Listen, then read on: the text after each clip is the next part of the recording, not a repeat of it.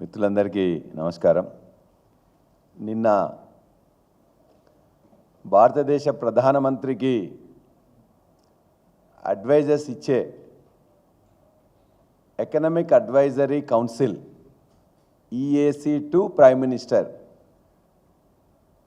భారతదేశ ప్రధానమంత్రికి ఆర్థిక అంశాల మీద దానికి సంబంధిత అంశాల మీద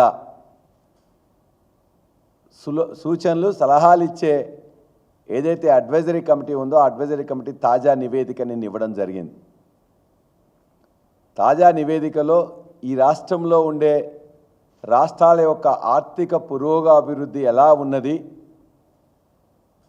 ఏ రాష్ట్రము ఏ విధంగా తలసరి ఆదాయంలో, జిఎస్డిపిలో, జీడిపిలో తమ రాష్ట్ర వాటాల్లో వృద్ధి రేటు ఎలా ఉందని చెప్పేసి ఒక వివరాలను మొత్తం కూడా ఇస్తుంది.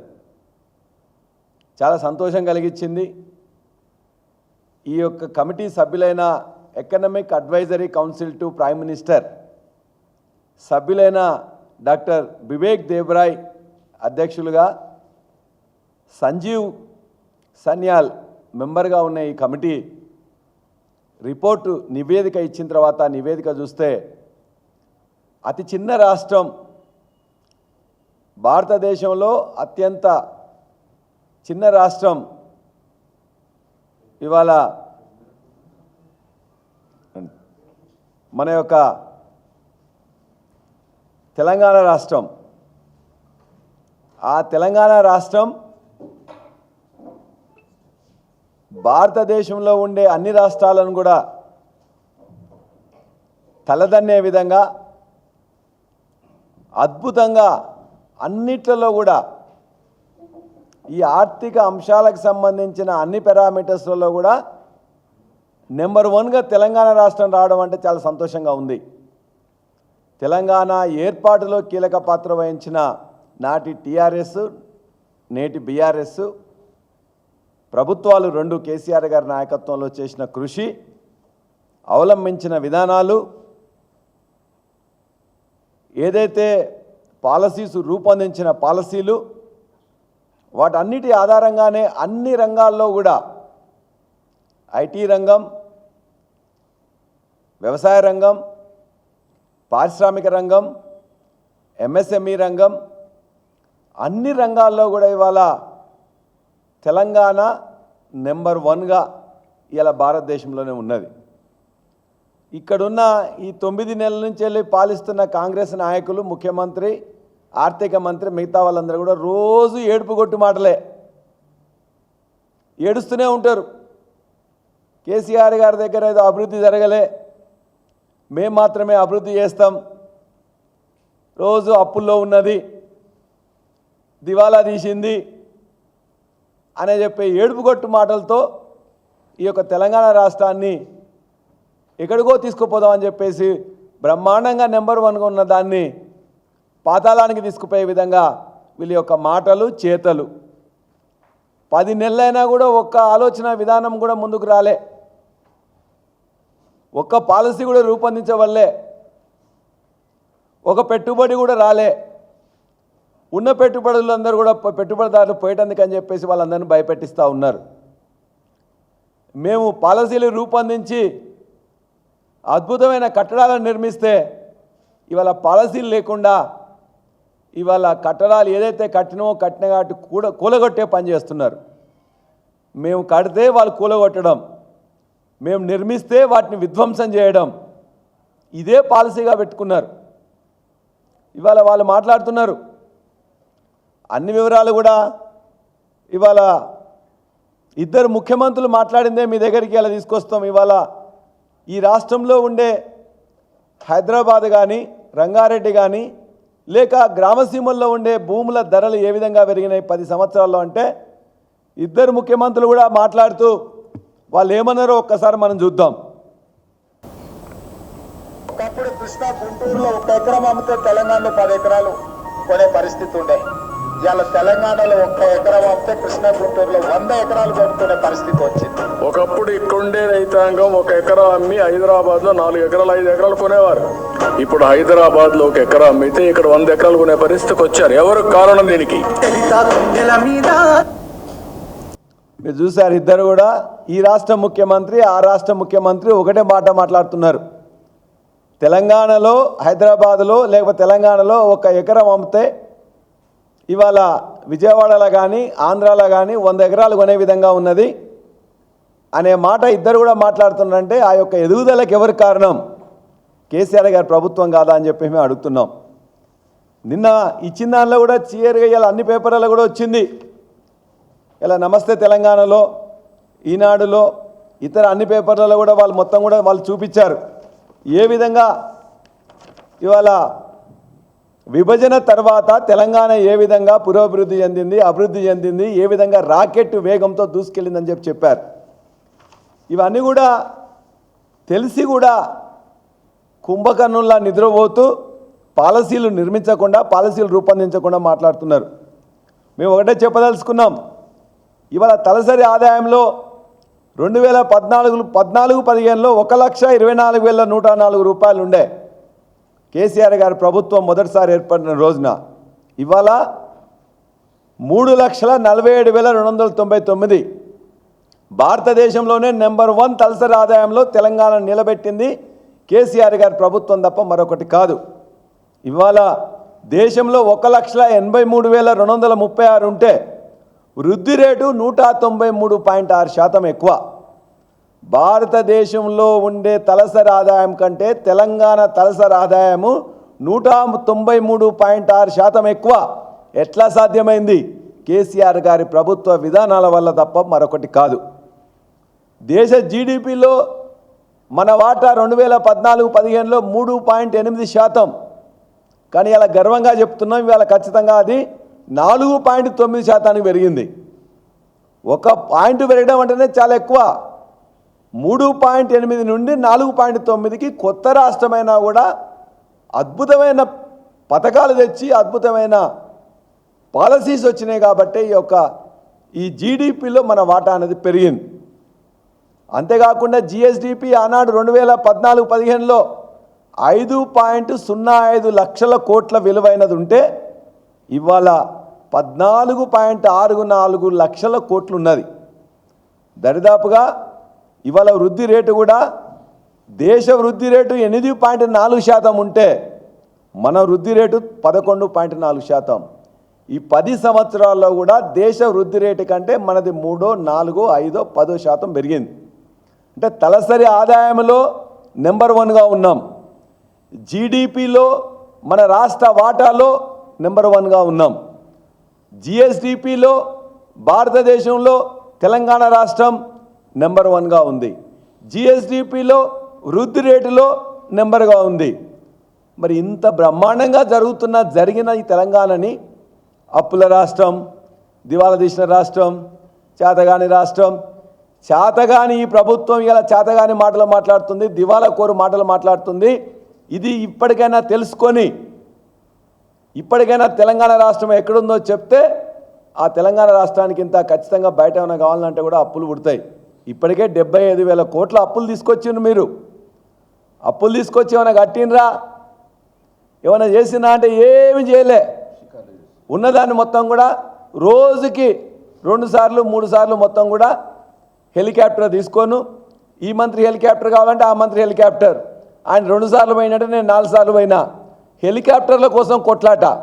ఆ హెలికాప్టర్లు కొన్నది తెచ్చింది కూడా కేసీఆర్ గారి ప్రభుత్వం అని చెప్పి గుర్తుపెట్టుకోమంటున్నాం.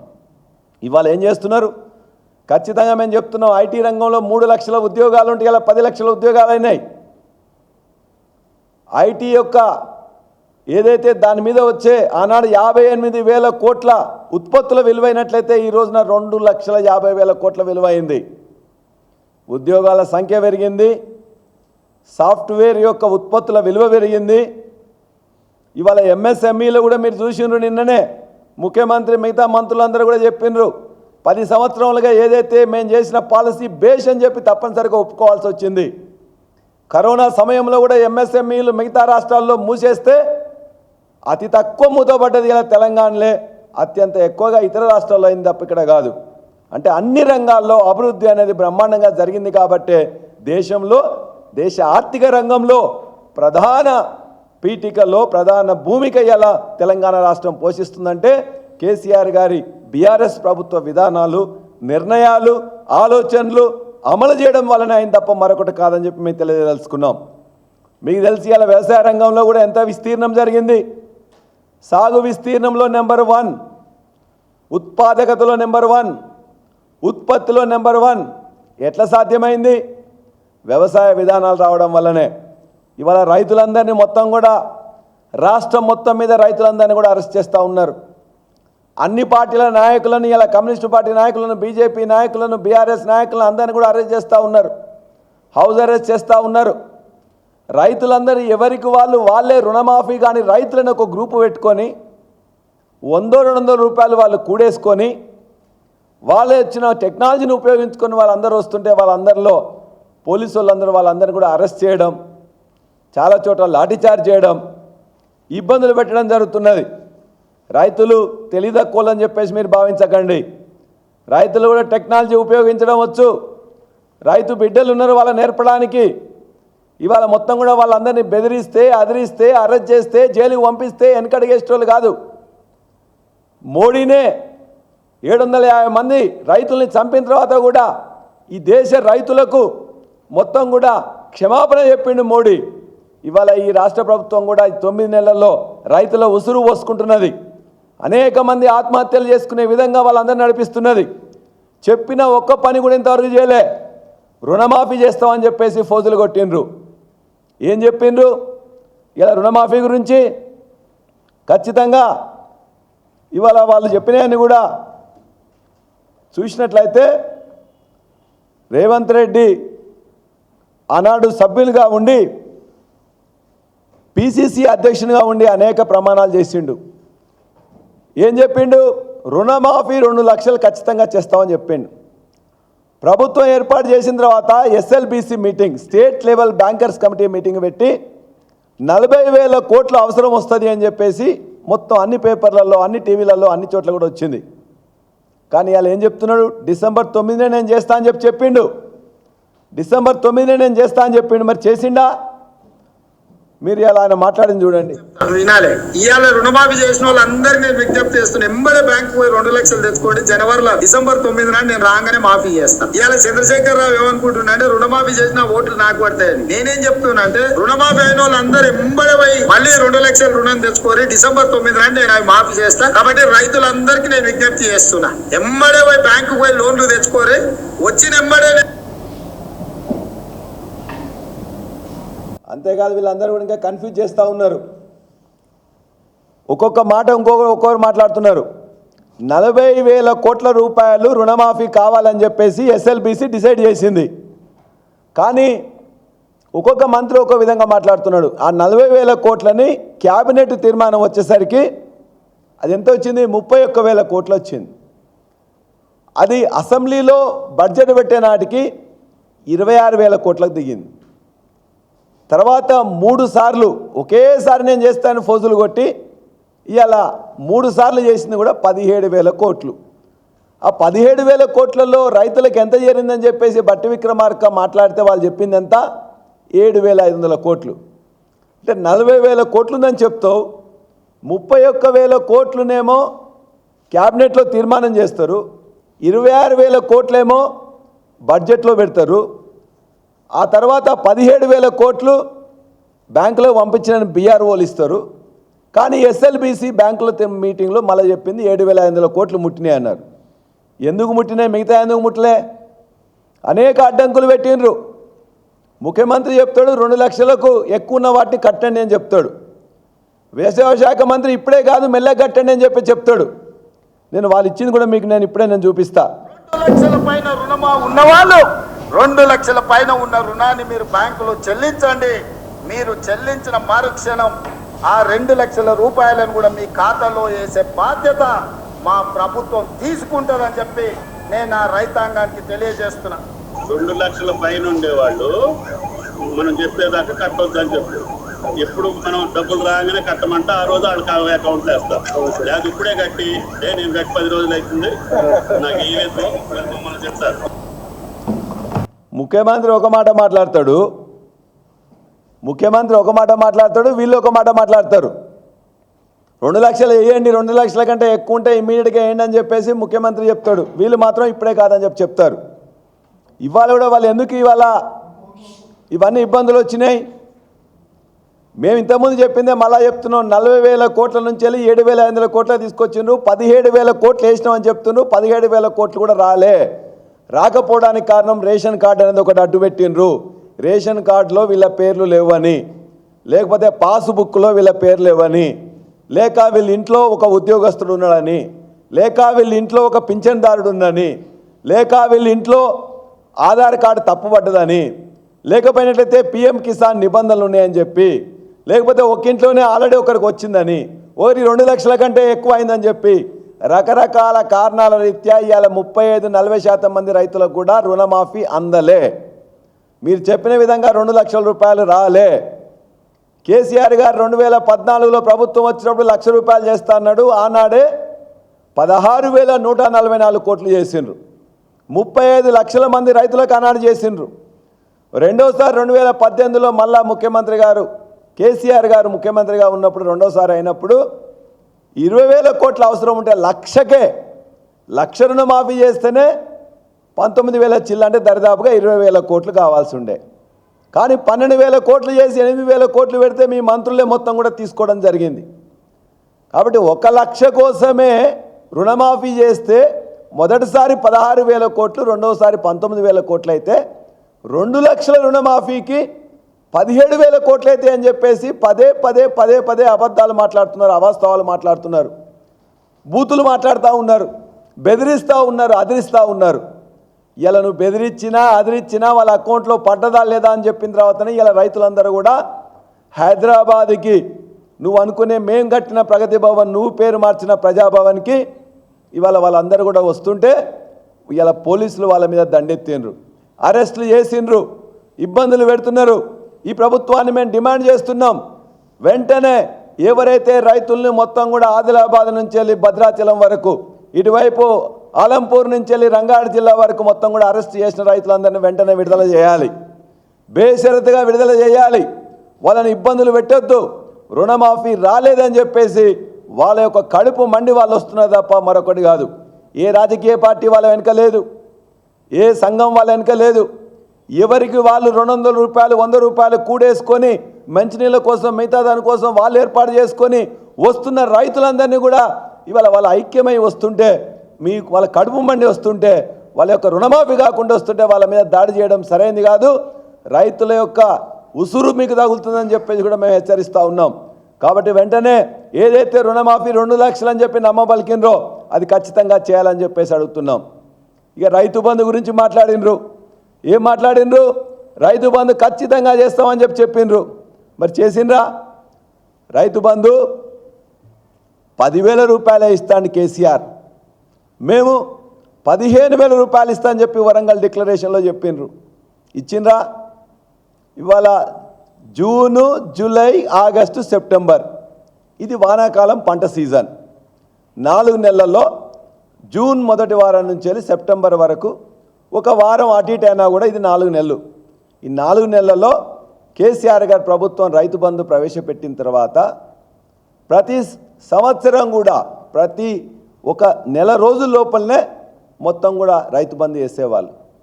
80,000 కోట్లు వేసిండ్రు, 70 లక్షల మంది రైతులకు వేసిండ్రు, 12 విడతలు వేసిండ్రు. సాగు చేసినా చేయకపోయినా రైతుకు భూమి ఉంటే చాలా భూమి మీద 5,000 రూపాయలు పంటకు మొత్తం కూడా వేసింది వాస్తవం. 80,000 కోట్ల రూపాయలు భారతదేశంలో ఏ రైతుకు కూడా, ఏ పార్టీ కూడా, ఏ ప్రభుత్వం కూడా చేయలే, ప్రపంచంలోనే చేయలే. దరిదాపుగా రైతు బంధు కానీ ఇలా రుణమాఫీ పేరు మీద కానీ, రుణమాఫీ పేరు మీద 30,000 కోట్లు వేసినాం, రైతు బంధు పేరు మీద 80,000 కోట్లు వేసినాం. 1,10,000 కోట్లని రైతుల అకౌంట్లోకి దళారులు లేకుండా, మధ్యవర్తులు లేకుండా వాళ్ళ అకౌంట్లోకి టక్కున వేసింది కేసీఆర్ గారి ప్రభుత్వం. 12 సార్లు వేసిండ్రు. 6 సంవత్సరాలు వేసిండ్రు. మరి ఏమైంది? నువ్వు ప్రభుత్వం రాగానే ఖచ్చితంగా 15,000 ఇస్తాను నమ్మబలికినావు కదా, ఎందుకు ఇవ్వలేని చెప్పేసి మేము అడుగుతున్నాం. 70 లక్షల మంది రైతులు ఎదురు చూస్తున్నారు. ఇవాళ దానికోసం అని చెప్పి ఒక క్యాబినెట్ సబ్ కమిటీ వేసిండ్రు. ఆ క్యాబినెట్ సబ్ కమిటీ ఊరేగింది.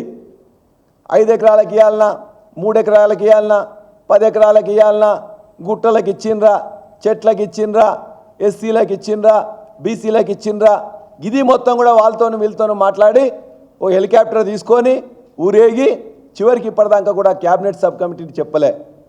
రేపు వచ్చే క్యాబినెట్లైనా తీర్మానం చేయమని చెప్పేసి మేము కోరుతున్నాం. ఖచ్చితంగా మీరు చెప్పిన రైతు బంధు ఏ నిబంధనలు లేకుండా ప్రతి పంట పొలానికి మొత్తం కూడా ఇవ్వాలి. ఏ పంట పండుతుందా లేదా అని కాకుండా పంట ప్రోత్సాహానికి ఏ విధంగానైతే కేసీఆర్ గారు ప్రభుత్వం ఇచ్చిండ్రో 70 లక్షల మంది రైతులకు సంబంధించిన 1,50,00,000 ఎకరాలకి ఖచ్చితంగా రైతు భరోసా నువ్వు చెప్తున్నావో ఆ రైతు భరోసాని ఖచ్చితంగా ఇవ్వాలని చెప్పేసి భారత రాష్ట్ర సమితి డిమాండ్ చేస్తూ ఉన్నది. సాగు నిబంధనలు పెట్టొద్దు, ఎన్ని ఎకరాలు ఉందని చెప్పేసి నిబంధనలు పెట్టొద్దు. ఈ రాష్ట్రంలో 99% మంది రైతులు వాళ్ళకు 10 ఎకరాల కంటే తక్కువనే ఉన్నది. లెక్కలు తీసుకోండి, ప్రభుత్వం మీదే కాబట్టి రైతులు ఏం పెద్ద ఉన్నోళ్ళు కాదు. 10 ఎకరాలున్నా 20 ఎకరాలున్నా పెద్ద నష్టమేం జరగదు. కానీ అందరికీ రైతు బంధు 15,000 ఖచ్చితంగా ఈ సీజన్ అయిపోయే లోపల ఇవ్వాలని చెప్పేసి రేపు క్యాబినెట్ తీర్మానం చేయాలని చెప్పి కూడా మేము డిమాండ్ చేస్తూ ఉన్నాం. అదేవిధంగా రైతు బీమా గురించి ఒక్కరు కూడా మాట్లాడతలేరు. బ్రహ్మాండంగా 5 లక్షల రూపాయలు మేము ఇచ్చినాం, చనిపోయిన వారం 10 రోజుల్లో ఇచ్చినాం. మరి ఏం రోగం వచ్చింది మీకని అడుగుతున్నాం. దరిదాపుగా 1,35,000 మంది రైతులకు రైతు బీమా పెట్టిన తర్వాత అందరికీ ఇవ్వడం జరిగింది.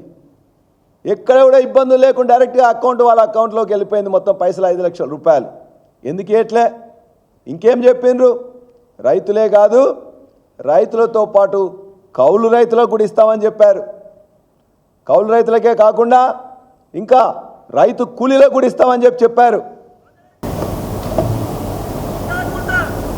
రైతు కూలీలు, భూమి లేని రైతులకు రైతు బీమా పథకాన్ని వర్తింపజేస్తారు. ఈ సౌండ్ రైతు బీమా పథకాన్ని రైతులకే కాకుండా రైతు కూలీలకు కౌలు రైతులకు ఇస్తానని చెప్పేసి వరంగల్ డిక్లరేషన్లో ఆనాడున్న టీపీసీసీ ప్రెసిడెంట్ నేటి ముఖ్యమంత్రి రేవంత్ రెడ్డి నమ్మబలికారు. రైతులకే దిక్కులేదు, రైతు కూలీలకు కౌలుదారులకు కూడా ఇంతవరకు ఇవ్వలే. ఖచ్చితంగా వాళ్ళందరూ కూడా రైతు బీమా అమలు చేయాలని చెప్పేసి కోరుతా ఉన్నాం. అంతేకాదు ప్రధానమంత్రి ఫసల్ బీమా యోజనలో అక్కడనే మాట్లాడుతూ చెప్పారు, కేసీఆర్ గారు ప్రభుత్వం సరిగ్గా చేయలే, మేము రాగానే మొత్తం కూడా ఫసల్ బీమా యోజన పెడతాం, దానికంటే ఉన్నతంగా తయారు చేస్తామని చెప్పి కూడా వాళ్ళు నమ్మబలికిండ్రు. ఇవాళ మీరు చూసినట్లయితే ఆయన ఒక్కటి చూపించేసి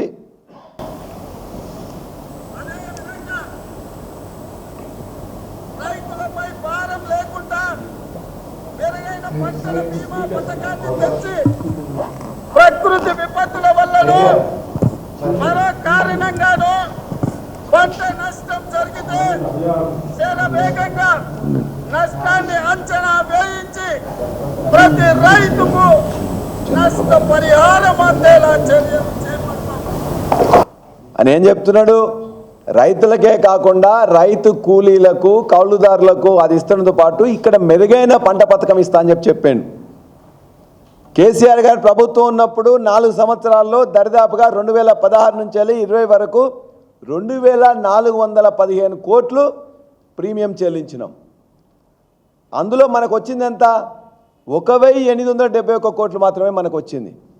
ఎంత లాస్ అయిందో మనం రైతులు కానీ ప్రభుత్వం కానీ 544 కోట్లు లాస్ అయింది. అంటే ప్రతి 10 మంది కడితే 3 మాత్రమే వచ్చింది. 70 లక్షల మంది రైతులు ఉంటే మనం ఇదంతా బాగుందని చెప్తే 10 లక్షల మంది రైతులు మాత్రమే కట్టేది. ఆ 10 లక్షల మందిలో రైతులు కట్టేది స్టేట్ గవర్నమెంట్ కట్టేది, సెంట్రల్ గవర్నమెంట్ కట్టేది. కానీ ఆ 10 లక్షల్లో ఎంతమందికి వచ్చింది? 3 లక్షల మందికి మాత్రమే వచ్చింది. ఫసల్ బీమా యోజన మొట్టమొదలు పెట్టినప్పుడు అన్ని ప్రభుత్వాలు చేరినాయి. కానీ చివరికి అందరూ కూడా బయటకు వచ్చిండ్రు. కర్ణాటక కానీ జార్ఖండ్ కానీ ఒరిస్సా కానీ వెస్ట్ బెంగాల్ కానీ లేక చివరికి గుజరాత్ ప్రధానమంత్రి స్వయంగా తన యొక్క ప్రభుత్వం ఉన్న ఆయన ముఖ్యమంత్రి విజయ్ రూపానీ గారు మాట్లాడితే చెప్పారు, ఇది డొల్లా పథకం, దీని ద్వారా లాభం లేదని చెప్పారు. వీళ్ళేం చెప్పారు, కేసీఆర్ గారి ప్రభుత్వం ఎందుకో కంటిన్యూ చేయట్లే, మేము రాగానే మెరుగైన పథకం తెస్తున్నారు. మెరుగైన పథకం లేదు, ఆ పథకాన్ని ఫాలో చేయలేదు. పంట బీమా అనేది పంట కోసం ఉంటుంది. పంట బీమా అనేది ఒక నెల రోజుల తర్వాతనే పంట బీమా లోపల కట్టాలి. ఇవాళ ఎన్ని నెలలు అయింది? 4 నెలలు. అంటే దరిదాపుగా ఇవాళ 19వ తారీఖు వచ్చిందంటే ఇంకా 11 రోజులు అయితే అయిపోతుంది. ఇవాళ నువ్వు పంట బీమా కడతానంటే కూడా ఇన్సూరెన్స్ కంపెనీ తీసుకోడు. మరి నువ్వు ఏం నమ్మబలికినావు? రైతు బంధు ఇస్తా అన్నావు, ఇవ్వలే. రైతు బీమా అందరికి కడతా అన్నావు, కట్టలే. రైతు పంటల బీమా చేస్తా అన్నావు, చేయలే. 2 లక్షల రుణమాఫీ చేస్తా అన్నావు, అది కూడా ఇవాళ 2 లక్షల రుణమాఫీ 42 లక్షల మంది రైతులుంటే 31 లక్షలు ఇవ్వాల్సి ఉంటే ఇవాటి వరకు 7,500 కోట్లు మాత్రమే వచ్చింది. 17 లక్షల మందికి 18 లక్షల మందికే వస్తుందని చెప్తున్నారు. ఉత్తమ్ కుమార్ రెడ్డి మాట్లాడుతూ రకరకాల రీజన్స్లో ఇంకా 22 లక్షల మందికి ఇవ్వాలని ఆయనే చెప్పారు. వ్యవసాయ శాఖ మంత్రి చెప్తున్నాడు 2 లక్షల పైన ఇప్పుడు కట్టండి, వస్తే ఇంకా 20 లక్షల మంది రైతులకు ఇవ్వాలని చెప్తున్నారు. బట్టి విక్రమార్క 7,500 కోట్లు ఇచ్చిరు, మిగతా వాళ్ళకి ఇవ్వాలని చెప్తున్నారు. ఆర్థిక శాఖ మంత్రి ఒకటి చెప్తాడు, వ్యవసాయ శాఖ మంత్రి మరొకటి చెప్తాడు, ఇరిగేషన్ శాఖ మంత్రి ఇంకొకటి చెప్తాడు. ముఖ్యమంత్రి మొత్తం అయిపోయింది, హరీష్ రావు నువ్వు పోయి మొత్తం కూడా ఏదైనా బాయిలో పడి సావని చెప్పేసి అంటాడు. ఏ విధంగా కరెక్ట్ ఇది? నీ యొక్క బూతులు మాట్లాడడం వల్ల, బెదిరించడం వల్ల, అదిరించడం వల్ల ఎవరు భయపడరు, రైతులు అసలే భయపడరు. కాబట్టి ఇలా రైతులందరూ కూడా ఉద్యమిస్తున్నారు. రైతుల ఉద్యమానికి మేము సంఘీభావం తెలియజేస్తున్నాం. రైతుల్ని తప్పనిసరిగా రిలీజ్ చేయాలని కోరుతూ మళ్ళొక్కసారి కూడా ఈ ప్రభుత్వాన్ని ఖచ్చితంగా కోరుతున్నాం. 2 లక్షల రుణమాఫీని వెంటనే షరతులు లేకుండా అందరికీ ఇవ్వాలి. రైతు బంధు నువ్వు ఏ విధంగా చెప్పినవో దాన్ని కూడా షరతులు లేకుండా 70 లక్షల మంది రైతులకు 1,50,00,000 ఎకరాలకు సంబంధించిన రైతు భరోసాని 15,000 చొప్పున, పంటకు 7,500 చొప్పున వెంటనే ఇవ్వాలి. రైతు బీమా మీరు ఏదైతే చెప్పినో ఆ రైతు బీమాని రైతులకే కాకుండా కౌలుదారులకు, రైతు కూలీలకు కూడా మీరు చెప్పిన విధంగా అమలు చేయాలి. పంటల బీమా పథకాన్ని అమలు చేస్తా అన్నారు. అమలు చేయకుండా నష్టపోయినట్లయితే ఈసారి చేయలేదు కాబట్టి వాళ్ళకి ఎకరానికి 10,000 చొప్పున తప్పనిసరిగా ఇవ్వాలి. ఇస్తానని చెప్తారు, ఇప్పటివరకు రికార్డు చేసుకోరు. కాబట్టి ఖచ్చితంగా నీ బెదిరింపులకు, అదిరింపులకు రైతులు భయపడరని చెప్తూ ఇవాళ బ్రహ్మాండంగా పోతున్న ఈ తెలంగాణని మొత్తం కూడా దివాలా కోరు రాష్ట్రం అని చెప్పేసి ఇప్పటికైనా అనకండి. అగ్రగామిలో ఉన్న తెలంగాణని కాపాడుకోండి. తెలంగాణను బయట మంచిగా చెప్పండి. అన్ని రంగాల్లో ముందున్నామని చెప్పేసి అనేక సంస్థలు, నీతి ఆయోగ్ కానీ, ఆర్బీఐ కానీ, ఆర్థిక ఇతర శాఖలు కానీ, భారతదేశంలో ఉండే అత్యున్నత సంస్థలంది కూడా తెలంగాణ బాగున్నది, తెలంగాణ వృద్ధిలో ఉన్నది, తెలంగాణ అభివృద్ధిలో ఉన్నది, తెలంగాణ పురోగామి అని చెప్తుంటే మీకు మీరుగా దివాలా తీస్తుందని చెప్తున్నారు. ఆ తప్పు చేయొద్దని చెప్పేసి ఈ యొక్క ప్రభుత్వాన్ని కోరుతూ రైతులకు సంబంధించిన ఈ 4 కూడా వెంటనే అమలు చేయాలని చెప్పి కూడా కోరుతున్నాం. అరెస్ట్ చేసిన రైతుల్ని వెంటనే విడుదల చేయాలి, బేషరతుగా విడుదల చేయాలి. వారు కోరిన రైతు రుణమాఫీని వెంటనే అమలు చేయాలని చెప్పేసి కోరుతున్నాం. రైతు రుణమాఫీకి సంబంధించి మీ పార్టీ సమావేశం పెడుతున్నారు. అన్ని గ్రామాల్లో రుణమాఫీ కానీ వాళ్ళ వివరాలు సేకరిస్తాం, సీఎస్ కలుస్తాము, అందరికీ ఇస్తాము. ఇంతవరకు ఆ కార్యాచరణ మా పార్టీ ద్వారా రైతులందరినీ కోరినాం. రైతులందరూ కూడా ఈ ప్రభుత్వం అనేది నమ్మబలికి వాళ్ళందరినీ కూడా మీరు ఫోటో దిగిపోండి, మీకు ఇస్తామని చెప్తే వాళ్ళందరూ బ్యాంకులోకి పోతే ఒక ఫోటో తీసుకొని పంపిస్తున్నారు. మేము రైతులందరి దగ్గరికి వెళ్ళి రైతులతోని ధర్నా చేసి రైతులకు అవేర్నెస్ కల్పించి ఈ రాష్ట్రంలో ఉండే ప్రతి గ్రామంలో కూడా భారత రాష్ట్ర సమితి కార్యకర్త ఆ రైతుల్ని అవేర్నెస్ కలిగించిండు. బ్యాంకులకు పంపిస్తున్నాం, అగ్రికల్చర్ ఎక్స్టెన్షన్ ఆఫీస్ దగ్గర పంపిస్తున్నాం. ఖచ్చితంగా మీకు రావాలి, వచ్చేదాన్ని ఏదైతే ఉన్నదో వాళ్ళని రెచ్చగొట్టే విధంగా కాకుండా ఏ విధంగా పనేతనే విధంగా మేము చేస్తున్నాం. అందుకే రైతులతో కలిసి మెలిసి వాళ్లకు ఖచ్చితంగా వాళ్ళకి రావాల్సిన దాన్ని వాళ్లకు తెలియజేస్తూ ఇప్పటికే కార్యక్రమం మేము తీసుకున్నాం.